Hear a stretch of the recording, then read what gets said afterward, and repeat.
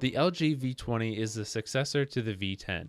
Once again, the unique second screen has been invited to the party, along with Android Nougat and pretty much everything else you can imagine. This is a teaser review of the V20. We'll be going over the good and the bad, but check out the full written review on Phandroid.com for more. Let's get started. Let's start with the good. The LG V20 has a dual camera setup just like the G5. It has a wide angle camera and a standard 16 megapixel camera. You can switch on the fly to get wide angle photos for getting more in the shot. It's pretty useful if you remember to use it.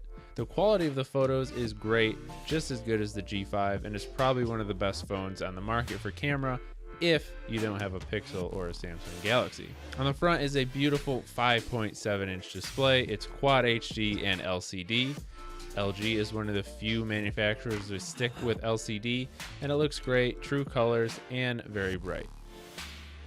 The V20 is one of the first phones to have Android Nougat out of the box. You get a lot of the Android Nougat features like a redesigned notification area, quick settings, and multitasking, but it still looks like an LG phone. You still have that LG skin, which pretty much gets out of the way and doesn't interfere with what you want to do. LG has put a lot of focus in audio quality on this phone. It has a hi-fi DAC system, so when you plug in wired headphones, you get much improved sound quality. The single speaker at the bottom is also very loud, much louder in fact than most phones that I've tried this year. If you listen to the speaker a lot, you'll notice that. And lastly, the LG V20 has a removable battery and SD card slot. The battery can be accessed with a handy button on the side that satisfyingly pops open the back. And now for the bad. This is a very big phone. It's bigger than pretty much any recent Android phablet that has been launched.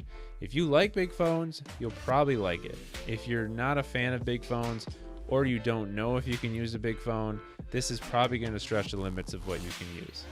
One of the reasons why it is so big is because there's the second screen, which is right atop the main screen.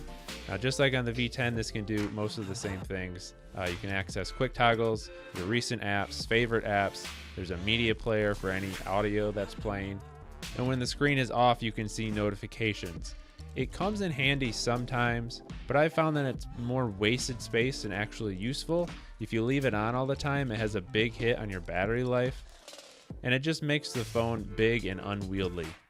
And last but not least, the phone is really big like I mentioned, but it actually feels a lot lighter than it should, and that makes it feel not quite as premium as other metal phones would be. That's not a huge deal, but when you're paying for a new phone, a new big phone, you want it to feel like you got your money's worth.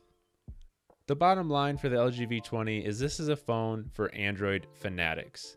It has hardcore specs and gimmicky features. If you can handle a giant phone and you want everything but the kitchen sink, the V20 is for you. If you're looking for something a little bit more mild and compact, you might want to check out something else. Thanks for watching, guys. Check out Phandroid.com for the full written review, and we'll see you next time.